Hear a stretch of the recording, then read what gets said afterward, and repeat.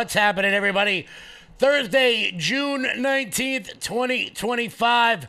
My name is Kevin Smith. Thank you all so much for tuning in to Loud Majority Live. We've got a jam-packed show for you guys today. We are awaiting the White House press briefing with Karoline Leavitt. Obviously, I don't know if you guys have noticed or not, but the world is a little tense at the moment. A little unsure of what may be happening in the middle of the eastern part of the world. So I'm sure we will get an update on all of that as we get rocking, as we get rolling here. What all will happen with the Israel-Iran conflict? Prime Minister Netanyahu was just speaking. Apparently, 70 Israelis were killed in an Iranian missile attack on a hospital. So things are getting hot. Things are getting heavy. Things are getting weird.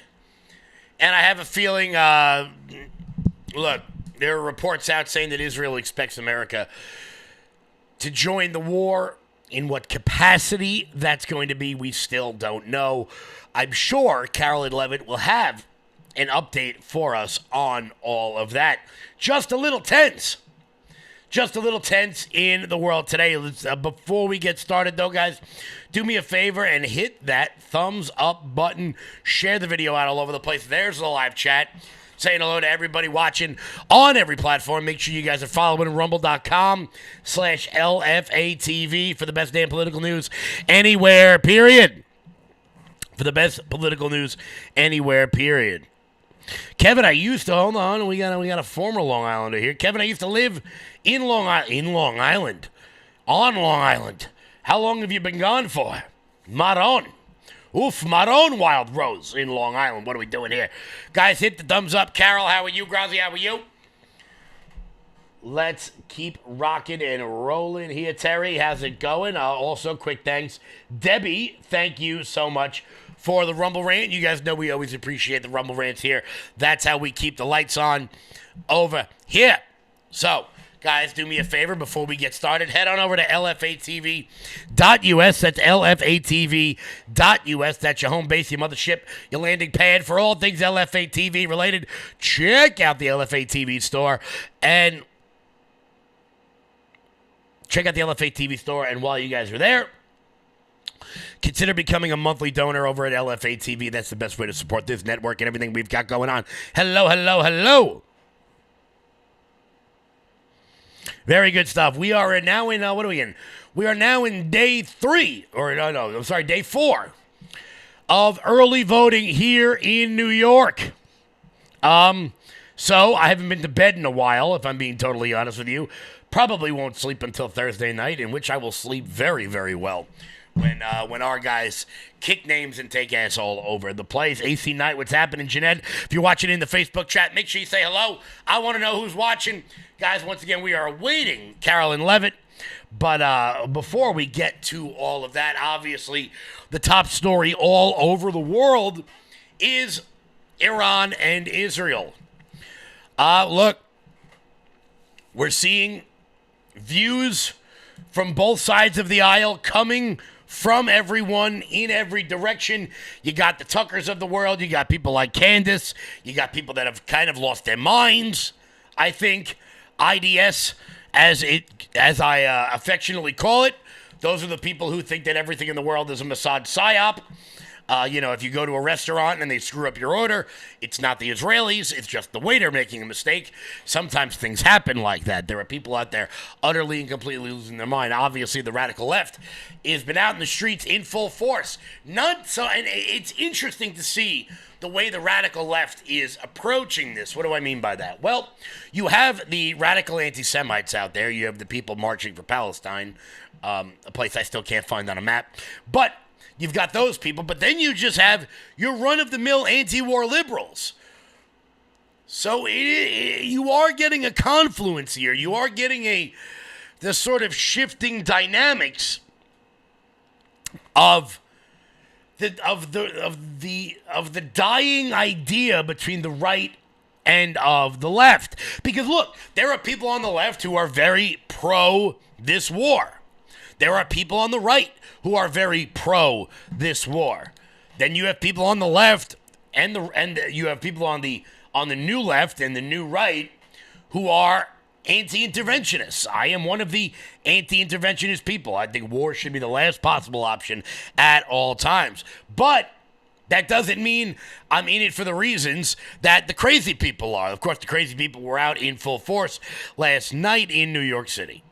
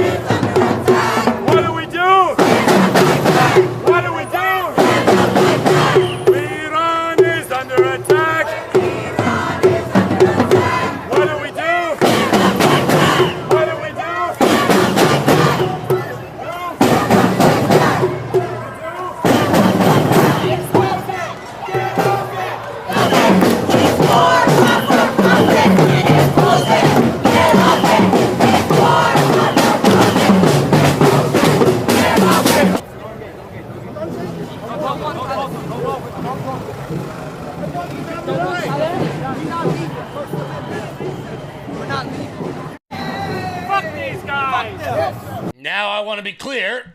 While I am absolutely against intervention, I'm also against marching the streets of Manhattan with foreign flags. You know, that drives me insane. You know, that drives me nuts. If you're carrying a foreign flag in America, you are free to return to that country or go there for the first time and never come back. No skin off my behind. We shall say, look at me. Look at me being good, not cursing. Look at me being good and not cursing. I'm liking that. I am liking this a lot. President Trump was asked about whether or not he planned to strike Iran yesterday by the press. And I got to be honest with you, the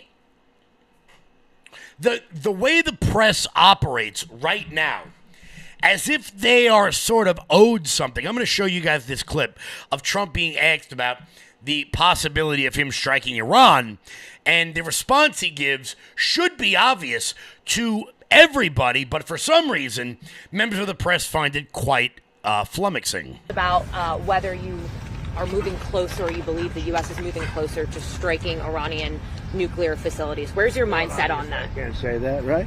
You don't seriously think I'm going to answer that question? Will you strike the Iranian nuclear component? And what time exactly, sir? Sir, would you strike it? Would you please inform us so we can be there and watch? I mean, you don't know that I'm going to even do it. You don't know. I may do it. I may not do it. I mean, nobody knows what I'm going to do. I can tell you this, that Iran's got a lot of trouble, and they want to negotiate. And I said, why didn't you negotiate with me before? All this death and destruction. Why didn't you negotiate? I said to the people, why didn't you negotiate with me 2 weeks ago? You could have done fine. You would have had a country. It's very sad to watch this. I mean, I've never seen anything like it. It's so, everyone thought it was going to be the reverse. I didn't think so. And I was telling them, you gotta do something. You gotta negotiate. And at the end, last minute, they said, no, we're not going to do that, and they got hit. Remember 60 days, and then came the 60. 61 is going to become a very famous number. That was one hell of a hit. That first hit, that was one hell of a hit. Not sustainable, to be honest. That's where it ended. It ended on the first night. Yes. Is it too late, though? Do you think it's too late to now? Really, nothing's too late. Nothing is too late. But I want to get back to the beginning, the very beginning. Do you plan to strike Iran? Like, look, I hope we don't. But I want you all to think about this for a second. I want you to think back. Imagine like June 3rd, 1944. A member of the press going up to FDR and saying, Mr. President, you seem to be amassing a lot of troops in the south of England. Are you planning to invade Normandy anytime soon? Like, yo, shut up, bro. Why would we disclose to some no-name I don't even know who the hell that was, to be honest with you. But why would the president disclose foreign policy plans in this sort of manner? If we're going to to hell with Normandy. Let's move now. Barack Obama taking out bin Laden. Would it have been odd if someone from the press stood in front of President Obama and said, hey, Mr. President, we've got a large group of people amassing in Islamabad, Pakistan. Is that where bin Laden is? Like, yo, shut up, bro. Like, shut up. Just the fact that they think that they have a right to that sort of answer is absolutely terrifying. This comes, of course, of multiple reports that President Trump has okayed the concept of a strike on Iran. We'll get to that in 1 second. Before we do that, here's Jeremy. Hey, everyone. I really hope you are enjoying the program today, and I hope you enjoy LFA TV as a whole, because let's face it, we're not getting any younger. However, if there was a way to slow down our aging and live a little bit longer, would we do it? I think we would. You ever heard of Fatty 15, folks? Well, Fatty 15 is a brand new supplement that has C15 in it. You might ask, what's C15? Well, C15 is the first fatty acid to be discovered in 90 years that actually prolongs your life. Over 100 studies over many years were done on dolphins because these two doctors were in charge of basically increasing the dolphin population. So they started introducing this fatty acid called C15, and what they found was something amazing. The dolphins were living longer, and the dolphin pods were growing bigger. It was an amazing discovery. And now, ladies and gentlemen, you can get C15 introduced into your life to slow down the aging process of your cells. And it's not only going to make you feel and you look younger, but it's going to make your body think it is younger, which means you're going to start doing more things again. There's a thing called cellular fragility syndrome. And cellular fragility syndrome happens as we get older. This is going to reverse it, folks. Fatty15.com/LFA, promo code LFA. That is fatty15.com/LFA, promo code LFA. Get your discount today, folks, and start this new journey to help you live longer. Fatty15.com/LFA, promo code LFA today. Now, back to the program. Thank you very much. Guys, head on over to fatty15.com/LFA and use promo code LFA at checkout. So, all of this comes as reporting from the BBC says that Donald Trump has approved plans to attack Iran, but has not made the final decision on whether to use them or not. The BBC's U.S. partner, CBS, has reported the U.S. president held off strikes in case Iran agreed to abandon its nuclear program. One intelligence source said. Trump is reportedly considering strikes on the underground uranium enrichment facility at Fordo.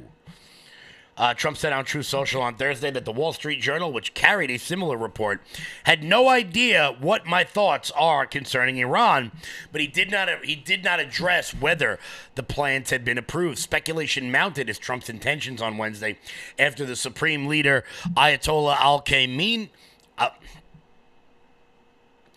The Ayatollah Khomeini, it took me so hard to get out, rejected his demand for a surrender. Now, look, I want to be clear. We have to look at history here. And I know people don't like this. Can you name me one country America has been in conflict with over the last 50 years that has not seen regime change in their country? Can you name me one? Name me one. I'll put the chat up to see if anybody can see where I'm going with this. Can you name me one country America has been in conflict with over the last 50 years that has not seen regime change?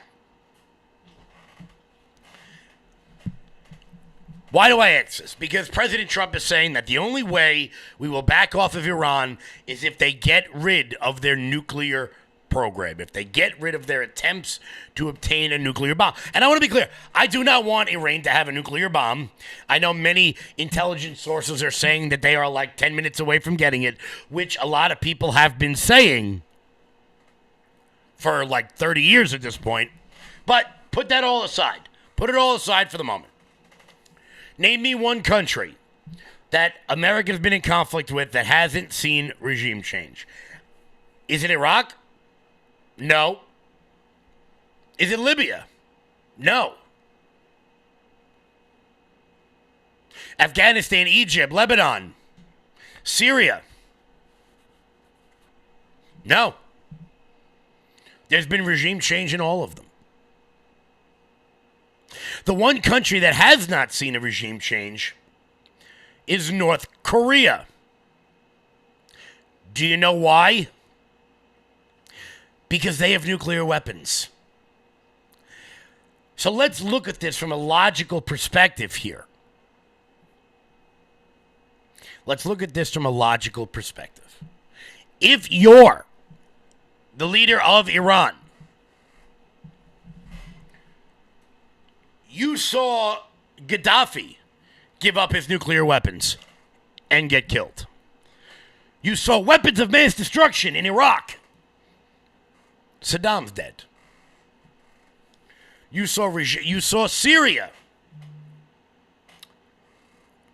Where is Bashir al-Assad? Has anybody... Bashir, are you here? No? Nobody knows where the hell he is. And then you look at North Korea. North Korea said, no, we're going to build nuclear weapons no matter what you say. And the Kim dynasty has been in power for almost 75 years. So, if you're Iran, I just want one person to explain this to me. Explain it to me as if I am a small child. If you are Iran, why would you ever give up your nuclear program? Why would you ever do that? I'm not taking sides. I'm not saying one is good. I'm asking logical fallacy questions.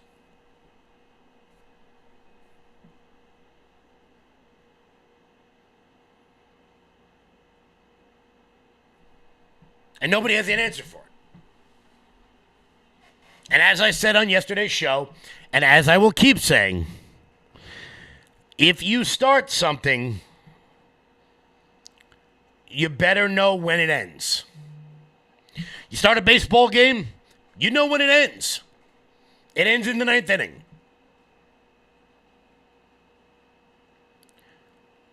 What does ending this conflict look like? Because if you start something, you better know how to finish it. You better know how to finish it. And unfortunately, I think that many of the people who are gleeful about this, Brian Kilmeade, Mark Levin, the McCains of the world, the Adam Kinzingers, I don't know what ending it looks like. You can't kill everybody. You can't kill everybody. So we shall see. We shall see what happens. This comes as President Trump is planning, says that he would be willing to meet with Iran at the White House. Now, color me, something tells me I don't think that's going to happen.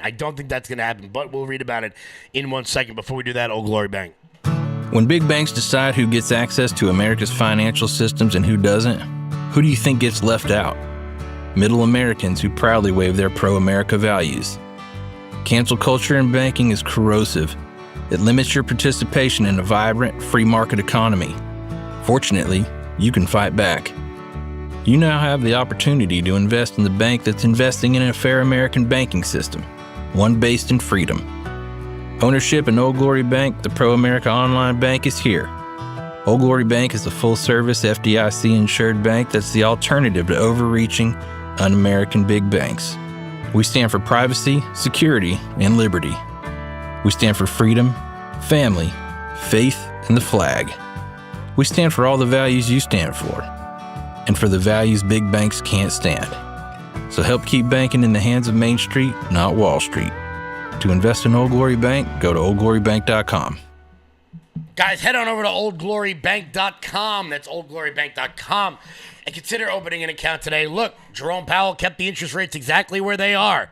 So now would be a good time to start looking into CDs with many of your banks in order to keep that interest rate where it is. Guys, get on over to oldglorybank.com. Support the people who are supporting the parallel economy. Go to oldglorybank.com.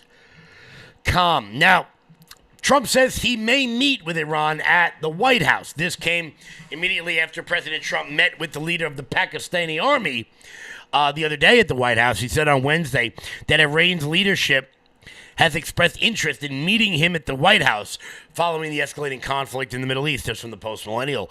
Trump confirmed that Iranian officials had reached out but questioned the timing. Do we have it?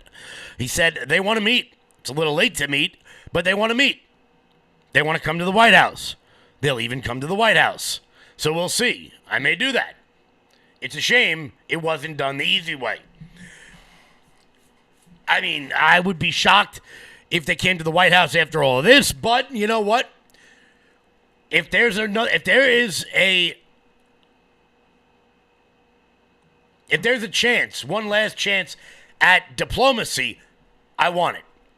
I want to see the one last gasp at diplomacy. If they're willing to meet, we should meet with them.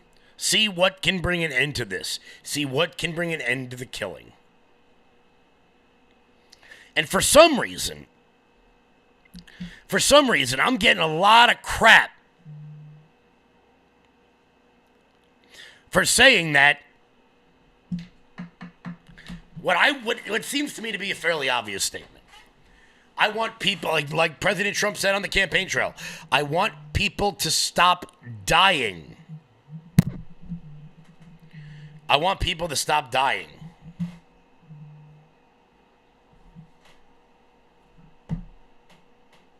War doesn't serve anybody but the people who seek to profit off of it, whether financially, with power, whether there's looking to raise their station. War doesn't benefit anyone. So, look, I hope that cooler heads will prevail. We've been at places like this before in America, and I hope that President Trump can get there. Guys, once again, keep it locked in here. We are waiting for Karoline Leavitt's press briefing. I'm sure she's going to have a lot to say on this situation. Before we get to her, guys, do me a favor, hit that thumbs up button, share the video out all over the place before we keep rocking, before we keep rolling here. Guys, head on over to loudmajorityusa.com. That's loudmajorityusa.com. Sign up for the newsletter. Check out our shop. That is the best way to support this show and everything we've got going on. Once again, guys, early voting has begun here in the state of New York. If you don't know who to vote for, if you haven't really been paying attention, let me know and I will tell you who the loud majority endorses. I have no problem saying that out loud. So, guys, head on over to loudmajorityusa.com. Check out the shop and use promo code RUMBLE to get 20% off everything on the website. Or click that donate button, being at the very top. Become a monthly donor here at the Loud Majority. Dan Francis, Kevin, you shouldn't have to explain your viewpoint on people not dying. I would think I would think, Dan, comment of the day, Dan Francis. I would assume I don't have to do that. But apparently that is aggressively necessary. Guys, here's Carolyn Levitt.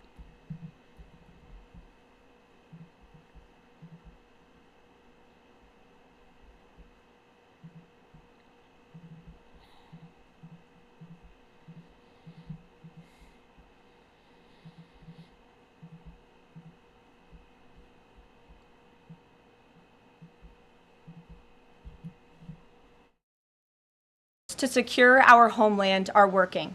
According to newly released numbers, last month, Border Patrol saw a 93% decrease of illegal aliens crossing the southwest border between ports of entry from May 2024 under Joe Biden, when they encountered more than 117,000 illegal aliens. And this particular statistic is absolutely astounding. In the month of May, under the Trump administration, 0 illegal aliens were released into our country by Border Patrol. Let me say that again. Not a single illegal alien was released into the interior of the United States of America last month under this administration. Let's contrast that to Joe Biden's failed leadership, where immigration officers were wasting their finite time and resources processing dangerous illegal aliens for release into the United States. President Trump immediately terminated that reckless Biden-era practice that undermined the rule of law, jeopardized public safety and our national security, and diverted critical resources away from stopping deadly drugs and violent criminals from entering our country. That's the reason why not a single illegal alien was released into the interior of the United States in the month of May. And as a result, we now have a border that is reaching unprecedented levels of operational success. The efforts by President Trump to stop the illegal immigrant invasion and secure the border in this short amount of time represent one of the greatest achievements by a presidential administration in the history of our great country. With illegal entries being overwhelmingly halted, the Trump administration is dramatically ramping up efforts to arrest and deport all of the millions of criminal illegal aliens that Joe Biden let into our country over the past 4 years. President Trump has directed all of our ICE officers to do everything in their power to carry out the single largest mass deportation operation in history. Illegal criminals who are hiding in America's largest so-called sanctuary cities will be increasingly targeted for removal. Radical Democrats will no longer be allowed to shelter illegals who threaten public safety as part of their cynical efforts to expand political power, drain the American taxpayer, and artificially lower wages and steal American jobs. ICE officers are courageous heroes, upholding the rule of law and keeping our citizens safe. And they have the full and unwavering support of this president. In economic news, President Trump's pro-growth agenda is delivering for the American worker. Through the first 5 months of the Trump administration, real blue-collar wages are up nearly 2%. It's the strongest growth in nearly 60 years and a stark contrast from the negative wage growth seen during the first 5 months of the Biden administration. America is quickly returning to the successful formula of the first Trump administration: low inflation and rising wages. Once the big, beautiful bill is passed, this positive trend will only accelerate. Senate Republicans are continuing to push this critical legislation forward. The One Big Beautiful Bill will drive growth and supercharge the American economy. The Council of Economic Advisors found that the One Big Beautiful Bill will raise take-home pay by nearly $14,000 for a year for the average family of 4. The CEA also found that the One Big Beautiful Bill will increase wages as much as $11,000 for the average worker in America. The One Big Beautiful Bill expands the child tax credit and makes it permanent for more than 40 million families with children. And the bill will deliver no tax on tips, no tax on overtime, and substantial tax cuts for our incredible seniors. Simply put, the One Big Beautiful Bill is a massive win for middle-class Americans. When nearly 80 million Americans sent President Trump back to this White House, they were doing so expecting these popular policies to be enacted. Republicans in Congress have a mandate to deliver, and President Trump demands they send this historic bill to his desk for signature by Independence Day, July 4th. The American people are fully behind President Trump. According to brand new polling from Insider Advantage, a clear 54% majority of Americans approve of the job President Trump is doing. That's because this president is keeping his promises and taking action every day to improve their lives. And passing this bill will help fulfill a number of President Trump's core campaign promises. Now, regarding the ongoing situation in Iran, I know there has been a lot of speculation amongst all of you in the media regarding the president's decision-making and whether or not the United States will be directly involved. In light of that news, I have a message directly from the president, and I quote, "Based on the fact that there's a substantial chance of negotiations that may or may not take place with Iran in the near future, I will make my decision whether or not to go within the next 2 weeks." That's a quote directly from the president for all of you today. So we'll kick it off for questions here in our new media seat. We have Eli Lake from the Free Press. Eli, go ahead. And Thanks so much for having us. Thank you. For the Free Press. The decision to extend the, delay in enforcing the TikTok ban. Sure.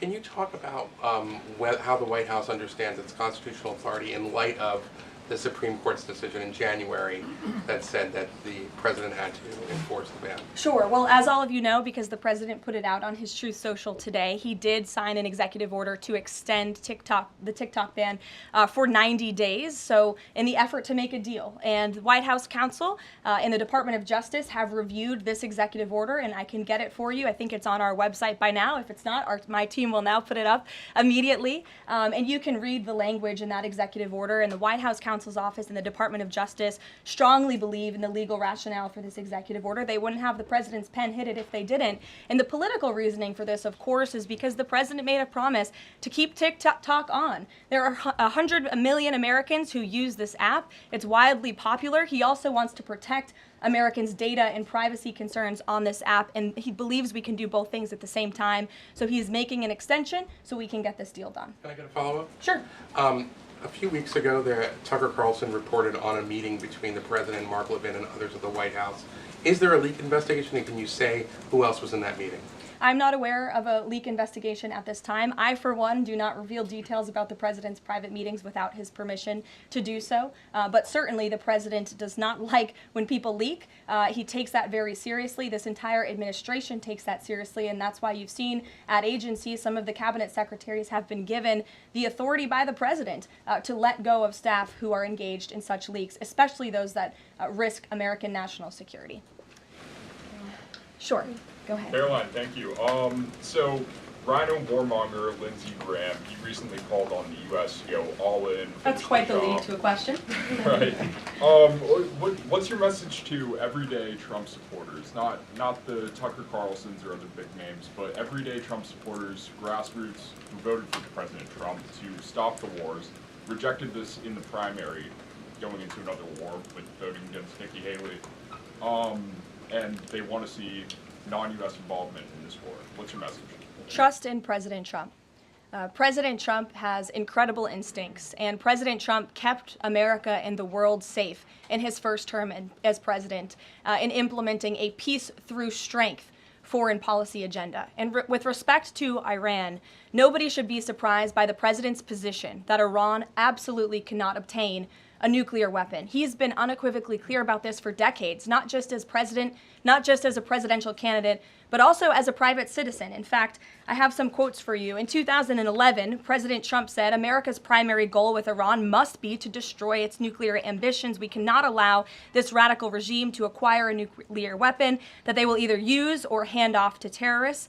In 2015, the president said, "The problem is that Iran poses an existential threat to Israel, our Middle Eastern allies, and the United States." And of course, the president has repeated that in his first term as president and his second term as president as well. That's why he was adamantly opposed to the disastrous Iranian nuclear agreement that was implemented by President Obama. And it's why he has given great latitude and given a lot of effort to achieving a diplomatic solution. But he's been very clear. Iran went for 60 days when he gave them that 60-day warning without coming to the table. On day 61, Israel took action against Iran. And as I just told you from the president directly, he will make a decision within 2 weeks.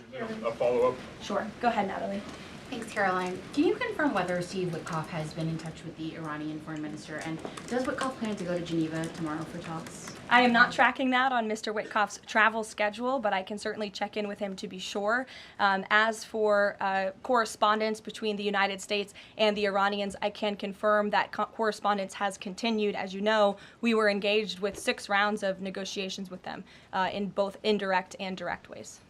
Thanks, Kelly. Just to clarify the president's statement just now, when he says that he'll make a decision in the next 2 weeks, is he saying that if Iran does not come back to the negotiating table within the next 2 weeks, that the president will strike? The president is saying that he will make a decision whether or not to go within the next 2 weeks. It's very clear and direct. And is he seeing any signs of progress? He obviously is holding out hope for negotiations, but is he seeing any inklings of progress that give him that hope that talks are still possible? Well, that's why he said in the statement that I just read for all of you, based on the fact that there's a substantial chance of negotiations that may or may not take place with Iran in the near future, he will make that decision within the next 2 weeks. What makes him think there's still a substantial chance, is my question. I'm not going to get into the reasoning and the rationale the president believes that, but that's his position, and he will make a decision within the next 2 weeks. Caroline. Sure. Thanks, Caroline.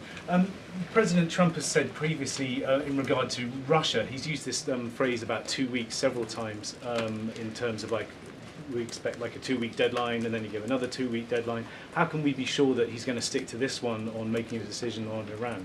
Well, in those deadlines, as you've seen in respect to Russia, Ukraine, might I add, these are 2 very different, complicated global conflicts, as you know, that the president inherited from our previous incompetent president in the weakness of the previous administration. And the president has spent a tremendous amount of time and effort cleaning up these crises that were caused by the last administration's just complete dereliction of duty on the world stage and American weakness. Now we have American strength again. With respect to Russia and Ukraine, because of that American strength, and the president's leadership, we have seen these 2 sides engage in direct negotiations. And the last time the president said 2 weeks, you saw Russia and Ukraine have direct negotiations for the first time in years. And so the president is always interested in a diplomatic solution to the problems and the global conflicts in this world. Again, he is a peacemaker in chief. He is the peace through strength president. And so if there's a chance for diplomacy, the president's always going to grab it. But he's not afraid to use strength as well, I will add. Francesca. Thanks, Caroline. What exactly would a deal with Iran need to entail? No enrichment of a uranium, and it would absolutely not. Iran is not absolutely not able to achieve a nuclear weapon. The president has been very clear about that. And by the way, the deal that Special Envoy Witkoff proposed to the Iranians was both realistic and acceptable within its terms, and that's why the president is sent that deal to them. To follow up on what you told Natalie, are the talks that the United States is currently having with Iran direct, or are those through intermediaries? And if so, which countries are acting as the intermediary right now? Out of respect for the ongoing discussions and negotiations, I am not going to get into the details of them. We've provided you confirmation for now. Go ahead. Sure, and then behind you too. Oh, okay. Thanks. Sorry. On the topic of negotiations and talks, does the president have any hopes or specific expectations for the talks tomorrow between European foreign secretaries and their Iranian counterpart? Well, certainly the entire world is on the president's side when it comes to the fact that Iran cannot obtain a nuclear weapon. This is something that pretty much all of humanity, except for the Iranian terrorist regime themselves, agree upon. And so the president expects that Europe will deliver that message directly to the Iranians. Why does President Trump believe that this 90-day extension on TikTok will provide more runway perhaps than the previous extensions that haven't led to a divestment deal? Because it's more time to make a good deal. Simple question. Dasha? Thank you so much. I know things are going day by day right now. The president wants maximum optionality. Is the possibility of the U.S. getting involved in regime change in Iran at all on the table at this point? And then I have one on.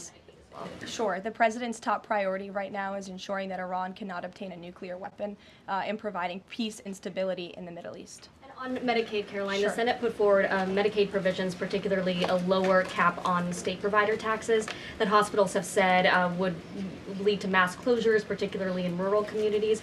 Is the president willing to sign a bill that includes those provisions that Republican senators like Josh Hawley say will lead to hospital closures? Out of respect for the ongoing discussions that the White House is very much actively involved in with our friends in the United States Senate, I won't comment on that specific provision. Look, the bill hasn't been sent to the president's desk yet. There's more room for change. The president, for one, I will reiterate, has been very clear on his priorities with respect to Medicaid.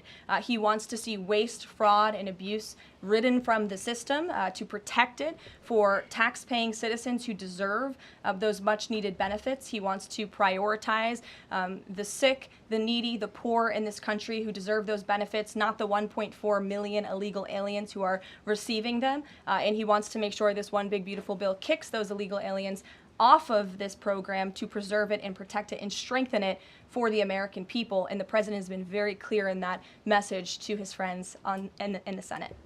Jackie. Thank you, Caroline. Sure. Logistically, if the Iranians are getting to Geneva, does that mean they've found a way to get to the White House?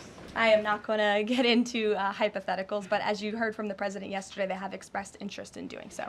Philip. Pressure on the president to come to the aid of Israel. There's a lot of pressure on him to finish the job with force. How is he balancing the concern that if he doesn't choose to do that, that it would send a message to Xi Jinping about the U.S. commitment to Taiwan?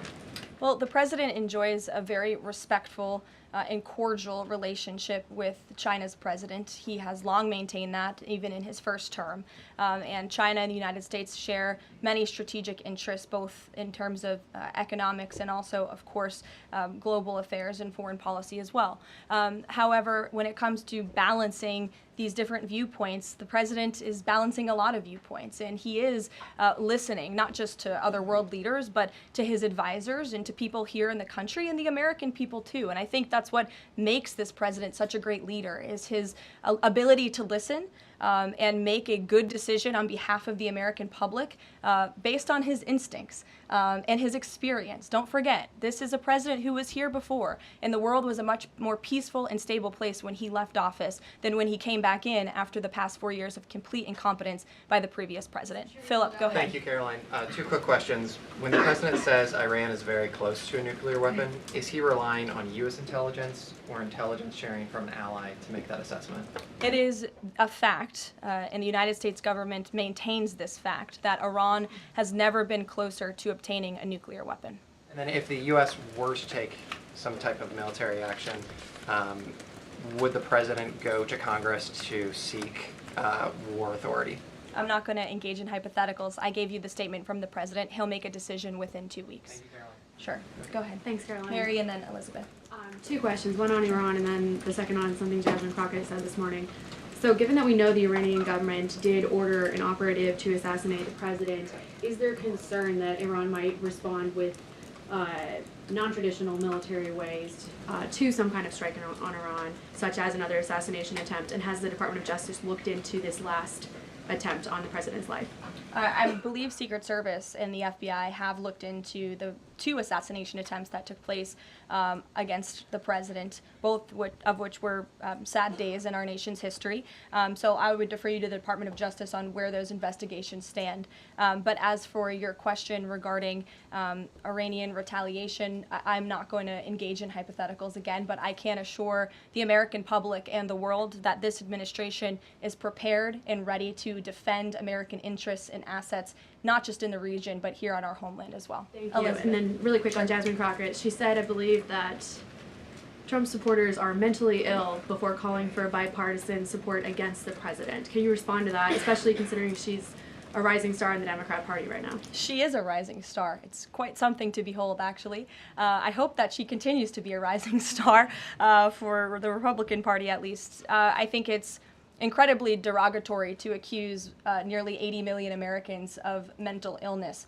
The last time I checked, Jasmine Crockett couldn't dream of winning such a majority of the public as President Trump did. And the America First movement, which President Trump has built, is filled of hardworking patriots, the forgotten men and women, business owners, law enforcement officers, nurses and teachers, and middle America, as we all know, from where you all grew up, outside of this beltway. That's who makes up this president's movement. And Jasmine Crockett should go to a Trump rally sometime and she can see it for herself. Jennifer. One on North Korea and one on China. Sure. On North Korea, they launched some rockets into the ocean today. What does the White House make of that? Do you read any meaning into that timing of that launch? And then on China, do you have any reaction to Xi Jinping's offer of intervening in Iran diplomatically And are you seeing any signs that China would get involved militarily to support Iran? I don't believe we're seeing any signs of that at this moment in time. As for Xi Jinping's offer, I will leave it to the president to respond to that himself. As for your question about North Korea, we are monitoring the situation. The Trump administration is in close contact with our new South Korean counterparts as we work together to deter our adversaries and preserve a free and open Indo-Pacific. And no matter where, our adversaries and our allies alike know that President Trump will not tolerate threats against our interests on his watch, even as he works to resolve the wars that he inherited. Alex, go ahead, and then I'll come to you. Thank you. Is the president concerned about the economy if farms and hotels, et cetera, struggle to find workers? The president's always concerned about the economy. That's on his mind every day. He wakes up, he checks the markets, he checks wage growth. As I pointed out, it's a record high today for middle class and American workers. So the president's always wanting to ensure that we have a strong and robust economy for the American people and worker, and we do. As for the specific concerns regarding jobs, look, the president has made it very clear we need to remove public safety threats from the interior of our country, and that remains the focus and the priority of this administration when it comes to deportations, no matter where somebody works. If they're an illegal alien rapist or murderer that was allowed into this country in the past 4 years by this administration, the American people want those types of criminals to be deported from our country, and that's what the president is backing ICE to do. There was an apparent skirmish between the Chinese and the Philippines in the South China Sea. Just curious if you had any reaction to that, and if the steps you're taking towards the Middle East right now are reducing your capacity to deal with that situation. I believe that happened as I was preparing and coming out here, so we'll get you a response to that. Certainly we have one, and our teams are always monitoring situations all around the globe. Okay, and then one more just on Iran. Just over the past 24 hours, we've seen some Israeli strikes on Natanz, Isfahan, and Kondab nuclear facilities. Is there any assessment just of how effective or what the result of those strikes will be? What I can share is that the IDF and Israel, I think, have exceeded a lot of people's expectations in their ability to really hinder Iran's nuclear facilities, but also they've taken out key people in the Iranian regime's leadership as well. So this is something, of course, we are monitoring and watching every day, and the president was just in an intelligence briefing. He continues to be briefed by his National Security Council, and he will throughout the duration of this war and conflict. And he also remains in constant communication with our Israeli counterparts, most notably Prime Minister Benjamin Netanyahu. Kristen. Thank you, Caroline. We have heard from a number of U.S. officials who say that Iran doesn't want to make a deal, that they are just stringing the United States along. What is to say that they are not going to continue to do so if we continue to give them extensions, now 2 weeks before 60 days? Look, Iran is in a very weak and vulnerable position because of the strikes and the attacks from Israel. And with respect to the president's statement, I shared that with all of you. And he has been very direct and clear. Iran can and should make a deal. We sent a deal to them that was practical, that was realistic, or they will face grave consequences. Why is Steve Witkoff not participating in the talks this week? I can ask Mr. Witkoff why he is not. Thanks, Caroline. Does the president object if Israel attempts its own operation against Fordo in the next 2 weeks? I won't decide that for the president, nor will I share that here. I'll let him speak to that. Just another one. Iran is apparently warning Europeans that if it's struck by the U.S., it may withdraw from the nuclear proliferation treaty. That would result in throwing out inspectors and taking the program dark. What does the president think of the value of having Iran as a full signatory of that treaty? Well, that's reckless rhetoric, but I understand the Europeans are meeting with the Iranians tomorrow, so we'll see how that meeting goes. Just one more on Juneteenth. Does the president plan to commemorate the holiday today or make any comment on it? I'm not tracking his signature on a proclamation today. I know this is a federal holiday. I want to thank all of you for showing up to work. We are certainly here. We're working 24/7 right now. Nikki, go ahead. Actually, that was my question. Will he plan to mark Juneteenth in any way, either today or with an event later on, maybe next week? Sure. I just answered that question for you. Go ahead. Thank you very much, Caroline. The fact that this president is giving some time and space for diplomacy, another 2 weeks, does it mean that the president is trying his best to avoid a direct conflict with Iran? I think the president has made it clear he always wants to pursue diplomacy, but believe me, the president is unafraid to use strength if necessary. And Iran and the entire world should know that the United States military is the strongest and most lethal fighting force in the world, and we have capabilities that no other country on this planet possesses. Owen. Caroline, Good afternoon. The Supreme Court, as you know, has upheld Tennessee's ban on transgender medical procedures for minors, puberty blockers, hormone therapy, etc. The White House reaction to that, please. It's a huge victory for America's children, and it's obviously something this administration believes strongly in, that young minor children should not be allowed to be subjected to chemical castration and mutilation. The president himself has taken very strong orders, or has signed very strong executive orders on this, and we are grateful for Tennessee's efforts to protect our children, and we are grateful the Supreme Court ruled on the side of the law, but also on the side of protecting America's innocent children. Elizabeth, go ahead. Sorry, I skipped you earlier. Okay, thank you so much. Secretary of State Marco Rubio announced new vetting procedures on student visas. Will this serve as a model for vetting other foreign visas? For all foreign visas, yes. As you know, the president signed an executive order, I think it was one of the first he signed in the first week, to strengthen our vetting requirements and our vetting system here in the United States for all visas. He directed the Secretary of State to do that. There was a pause in some of that vetting, as you all know, recently, especially with respect to students from some certain countries. But the vetting has continued, and it's stronger than ever before. As for specifics on how the vetting process has changed, I would defer you to the Department of State. As you know, they're in charge of things like that. Thank you. To what extent is this 2-week delay with Iran the result of interventions by the likes of Tucker Carlson, Marjorie Taylor Greene, or the entreaties of European leaders who want a de-escalation? Look, the president hears all voices across the country, and he makes decisions based on his instincts. And he has always said diplomacy is his first option. And is he still planning to attend the NATO summit next week? He is, yes. We will be departing from Washington on Monday morning, and hopefully we'll see some of you there. Kayla. Thanks, Caroline.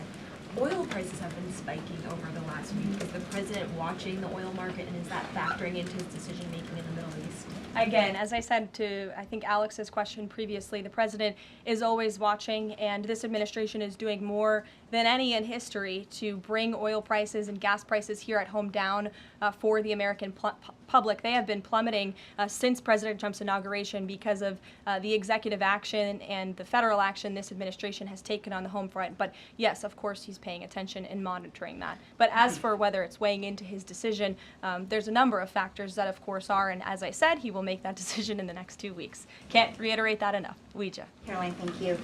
With regard to a potential deal, Iran has said it will not negotiate under duress. Does the president believe there should be a ceasefire in these next 2 weeks as the U.S. tries to broker a deal?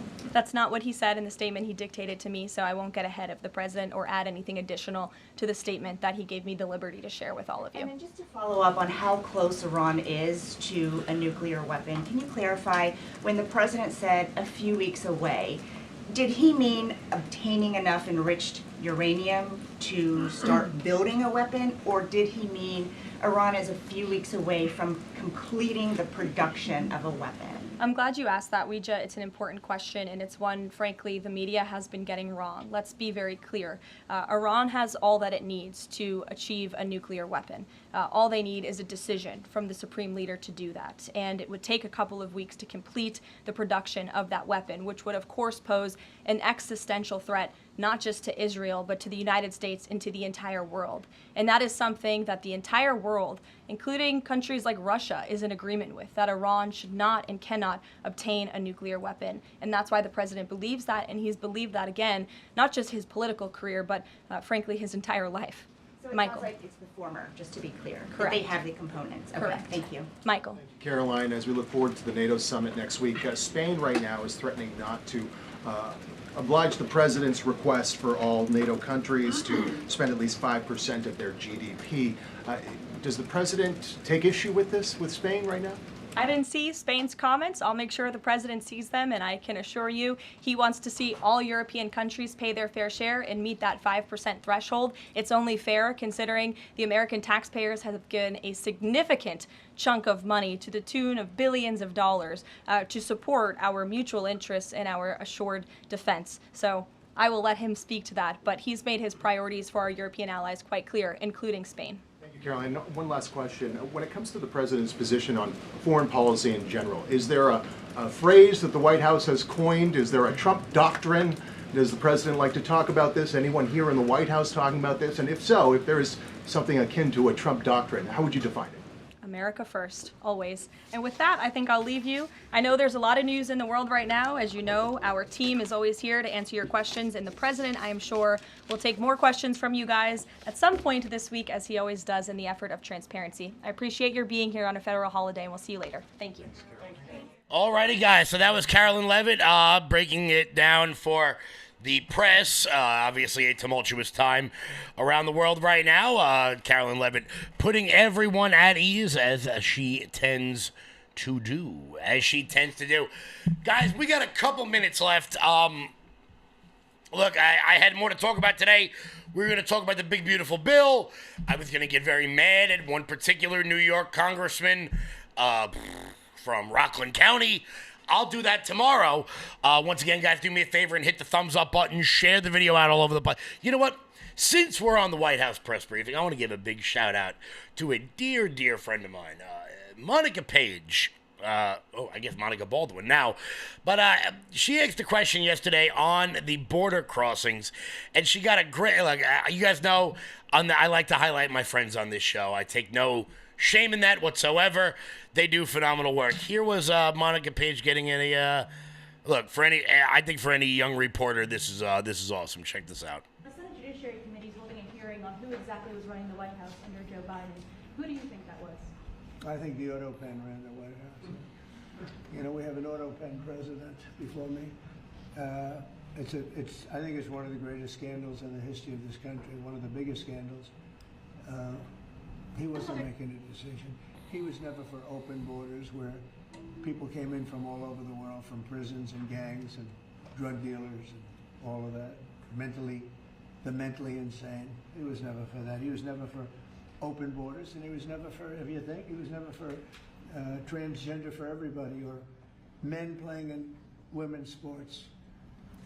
So there she is again. Here's the big shout out to a dear friend of mine. On the southern border, you've had record low numbers for the month of May, 95 apprehensions, 0 releases, compared to that of the previous administration exactly a year ago, more than 60,000 releases.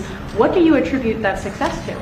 I like you. Who are you with? Turning Point USA, sir. Well, they're very good. Turning Point, Charlie, very good. That's what I call a good question, fellas. 1 out of 10, John.